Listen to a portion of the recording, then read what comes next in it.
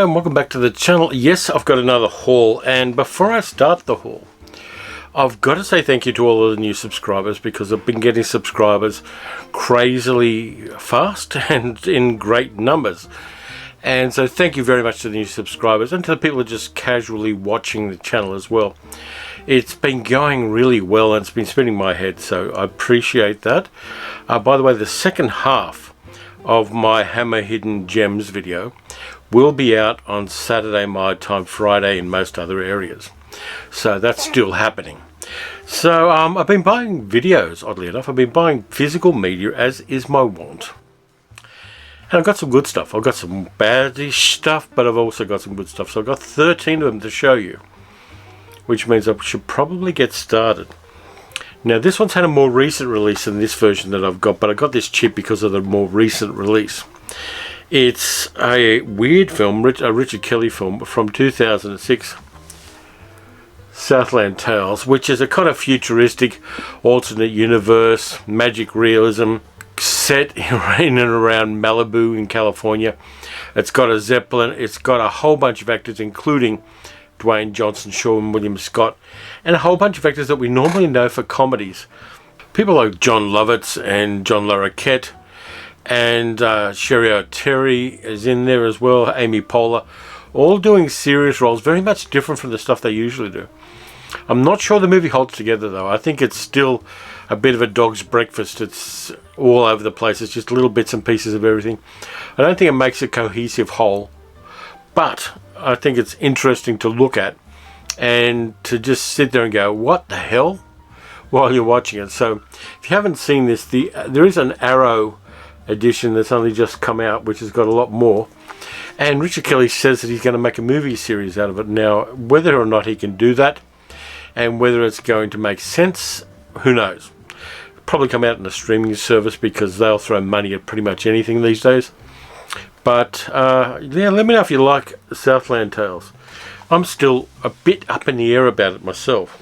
So we go from 2006 to 1953, and this one's an imprint edition of a movie I've liked since childhood. Directed by Byron Haskin, produced by George Pal.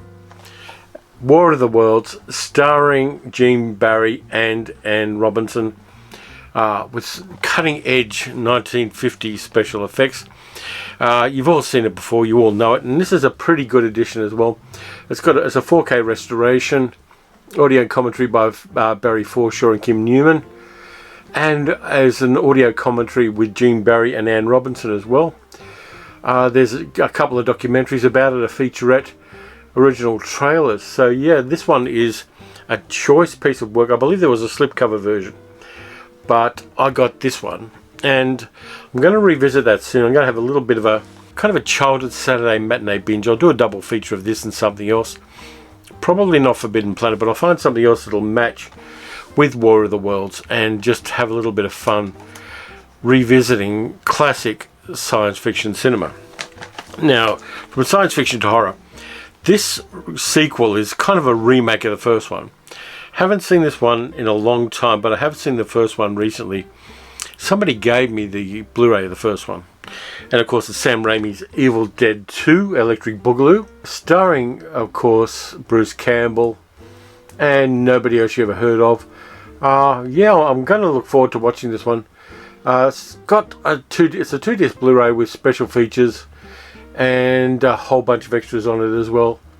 Let's see, interview with Bruce Campbell amongst other things. This one's from 1987, and haven't seen it, like I said, for a very long time. I think I saw it in VHS days. But I've got Army of Darkness, and I've got the first one, so had to pick up this one fairly cheaply. It's, let's see who's it by, this one. Studio Canal. Kind of looking forward to this. I can't really match it with the War of the Worlds, but I think I might do a horror double feature as well at some stage and just groove on a little bit of Bruce Campbell action. Then we go back to the 1970s, 1971, 1973 in fact. A couple of movies I saw back in the day. A movie and a sequel, Count Yorga Vampire and Return of Count Yorga, starring Robert Quarry. And this is the special edition by Arrow Video. I've got this on DVD, a double of the two movies. But that's a very bare bones one from about 15 years ago. This one is much more prestige thing. Let me see. It's got high definition transfers, audio commentaries, an interview with Kim Newman about it, and a reversible sleeve. I haven't had a look at the other end of the sleeve. Let me have a look at the sleeve here, because there's always a nice thing with the reversible sleeves. Yeah, I think it's the original artwork. So there's the original artwork on the old reversible sleeve. But I think I'll keep this one because I like this one much better. But yeah, I'm not kind of in love with Robert Quarry as an actor, but I like 1970s horror films, particularly ones that didn't have great budgets and felt a little bit like 1970s horror films from television, but with extra gore and extra female nudity. So the Count Yorga collection might make it a good double feature all by itself. And then we go to 101 Films have put out a version of a kind of second tier William Castle movie from 1968, which is kind of interesting and has a weird way of doing a special effects. It is Project X, and this is a slipcover version. It's from 1968, it says here. 1967 it says on the back, but it's 1968 on the spine there. It stars Christopher George, Henry Jones, Monty Markham, Harold Gould. It's a kind of set in the future where China and the West are at war, and a spy called Hagen Arnold, played by Christopher George, who is Greek, by the way, his family is Greek, comes back from spying on Sino-Asia, as it's called, with amnesia, and they've got to try to find a way to find out what a cryptic message he left means. He left him a message as he was coming back from Sino-Asia, saying that the West is going to be destroyed in 14 days, and they don't know why. And so they set up this elaborate plan to put him on ice for a while and then recreate 1968 for him, and to kind of do some heavy brainwashing and kind of brain analysis on him. And the special effects in this one are done really interestingly, because there's a whole kind of backstory of him spying on Sino-Asia, where the special effects are done as Hanna-Barbera cartoons, and it makes it look really, really weird. It gives it a kind of clunky, low-budget look, but it's also a unique look as well, with some groovy-looking spaceships. I think Alex Toth had something to do with the production design of the special effects, but it's a weird little film and not quite like anything else. There's a documentary about William Castle on it as well, and an audio commentary with Alan Bryce and David Flint. If you like this kind of movie, and if you kind of groove on the 1960s science fiction stuff, Project X may be the movie for you.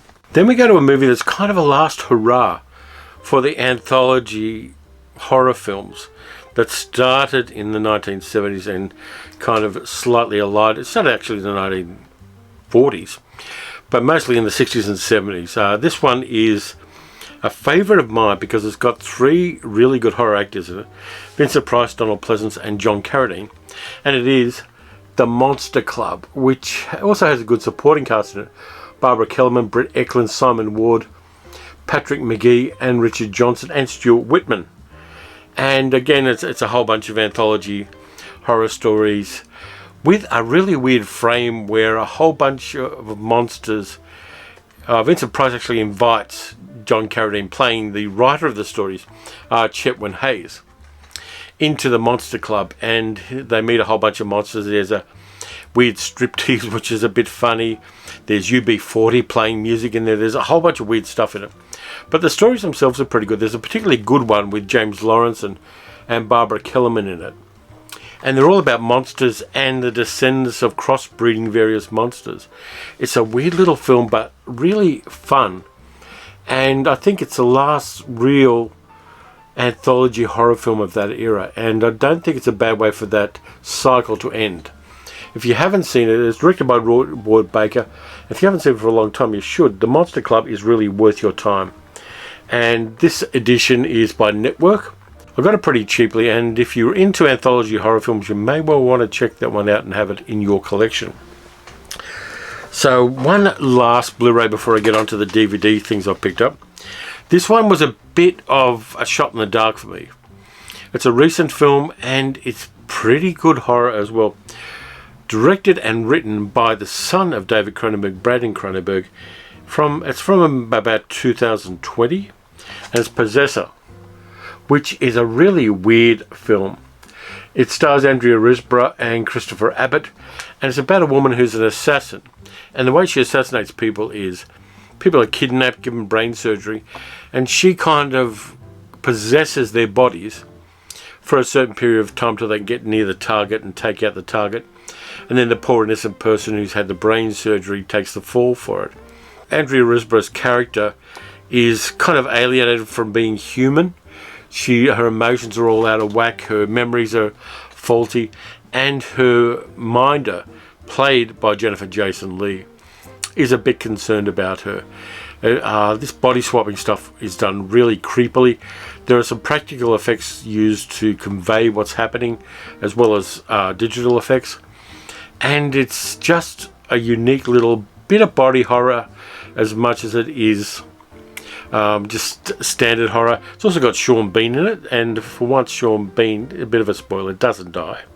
But if you haven't seen this one, it's a creepy piece of work. I can't recommend it wholeheartedly, but if you're into body horror and you want to see what's happening in that genre at the moment, it is good, but I'm kind of a little bit one way or the other about the method by which the story is told. There's a little bit of kind of weakness in the storytelling, but for the most part it's good, and it's gory as hell. So if you're not into blood and guts, you might not like it. It also has nudity in it and some sexual situations, which I don't particularly mind, but some other people might have a problem with.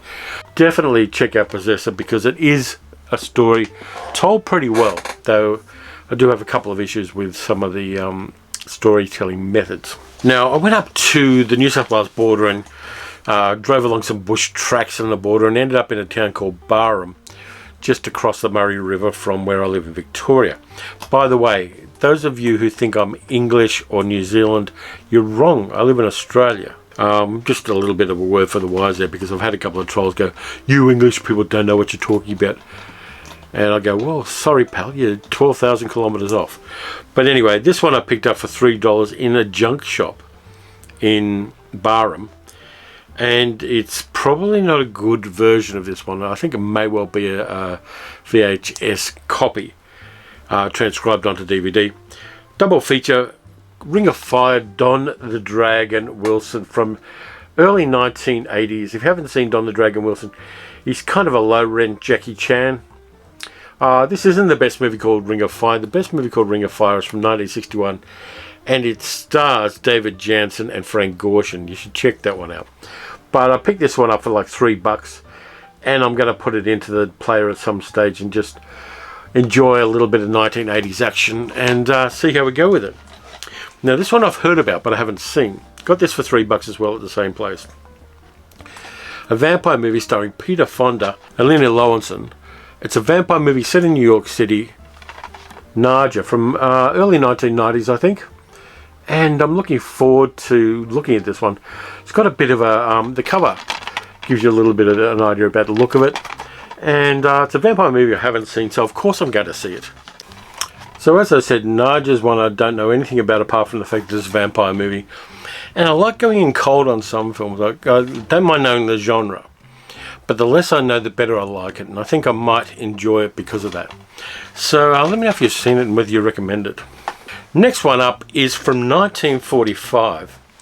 Stars Frank Sinatra and Gene Kelly and Katherine Grayson and Jerry the Mouse. It's one of the classic musicals of that time, Anchors Aweigh, where Gene Kelly and Frank Sinatra play sailors. Let's see who else is in it. Rags Raglan, Billy Gilbert, Dean Stockwell as a child. So Dean Stockwell from Quantum Leap as a child. Classic musical, MGM Musical. And yeah, I didn't have a copy of this. And I was in a town called, it wasn't actually Barham, which town was it? But I was in another town. I picked this up at a charity shop. It's an NTSC version, so some people didn't want it because not all TVs at the time played NTSC. But yeah, I picked it up for like $1. And I ended up giving the charity shops $5 for it because I thought it was worth it. But it's Anchors Aweigh, classic musical from the time. Very much an MGM product and beautifully colourful. This superhero movie I got at the Barham Junk Shop because I didn't have a copy of it and it was only a couple of bucks. It is Daredevil from about 2003 with Ben Affleck, Jennifer Garner and Colin Farrell. It's not great, but I didn't have a copy of it and I kind of a little bit of a completist with Marvel stuff where I can be, and so I picked it up for the collection as well. I haven't seen it since probably about 2003, but I may revisit it when I want to do a kind of superhero binge. And I really should get through the box of shame first, the box of things I haven't watched yet. This one, I do want to just kind of reassess it. They may even make a video reassessing lame-ass superhero movies from the early part of the 21st century. But it's autographed by somebody, I don't know who the hell it is, because nothing came with it. Now, there's two Kurosawa movies that were recommended to me that I haven't seen yet. They're both from the late 1940s. They both starred Toshiro Mifune. And I'm looking forward to watching them. I think they're both crime flicks. Let me get them in the right order. And I had to track down on eBay copies of these because they weren't easily available where I am. The first one's a BFI version of Drunken Angel from 1948, which was the first big role for Toshiro Mifune. And of course, Akira Kurosawa directed it. I'm not going to find out too much about it. People have recommended it saying it's good. But with Kurosawa, like Ozu, the less I know, the more I enjoy it. So I'm going to watch Drunken Angel. And I also found a copy of another movie made a year later by Kurosawa and Mifune. And this one I had to go to Thailand to get. Well, I didn't have to go to Thailand. I had to source it from Thailand. It is Stray Dog. It's got English subtitles, which is useful. And again, I don't want to know too much about it. And you see, of course, from the Thai writing in there that it's not an English language edition of it. But that's okay. I don't mind helping out smaller countries. I've got multi-zone DVD and Blu-ray player, so that really is never an issue for me. And yeah, I'm not going to find out any more about it apart from it's been recommended to me by people I really respect in this regard. And so I'm going to watch that with, of course, Drunken Angel. So I'm going to do a double feature of those at some stage. Now, the next one's a bit of a hidden gem from about 2019.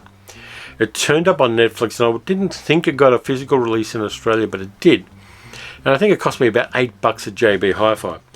It's a kind of action film, filmed on a relatively low budget. It's a tight 93 minutes. And the action in the film takes place in real time.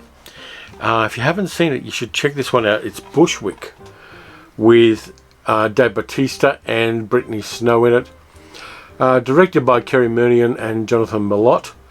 If you haven't seen this one, it's a hidden gem. The premise is pretty simple. It's set in the Bushwick neighborhood near New York City, or in the suburbs around New York City. As a civil war breaks out, a whole bunch of militarized people from the South parachute in and start taking over block by block the area around New York City. And the people who live there have got to survive. Brittany Snow's character is the viewpoint character who meets up with an ex-Marine cook, played by Dave Bautista, and they've got to make their way through Bushwick to an extraction place. And Brittany Snow's character also has to find her sister. And there's a lot of point of view. There's a lot of following the characters through the streets. There are a lot of long takes in this one.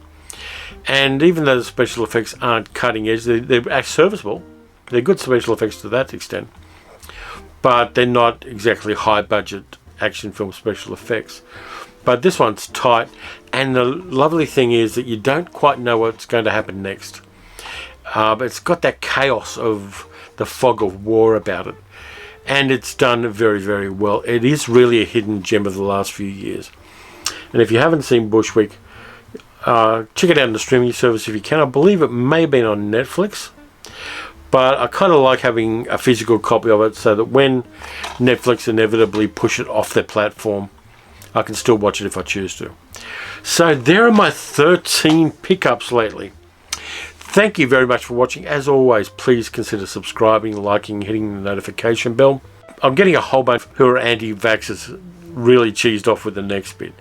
If you're an anti-vaxxer or a troll or a QAnon person who thinks that vaccines are going to cull the population, hi, thank you for watching. But anyway, look after yourselves. Stay safe. Wear a mask over your nose. Get the jab. Watch some good movies. Watch some bad movies.